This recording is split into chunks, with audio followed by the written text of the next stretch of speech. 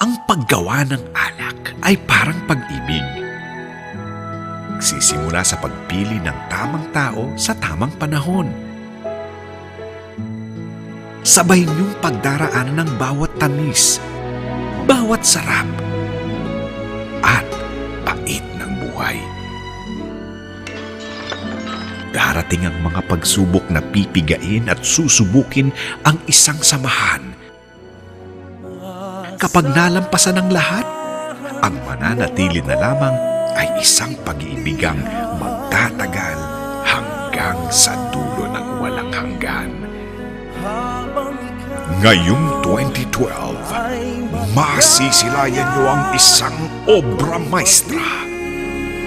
Pinagbibidahan ng dalawang reyna ng Philippine cinema, Susan Roses, Helen Gamboa, kasama pa ang mga premyadong artista, Rita Avila, Melissa Ricks, Joy Bascon, Paolo Avellino, ang pagbabalik tambalan ni Richard Gomez at Don Zulueta, at ang unang pagsasama ni Julia Montes at Coco Martin sa isang kwento ng pag-ibig na aabot hanggang sa dulo ng walang hanggan.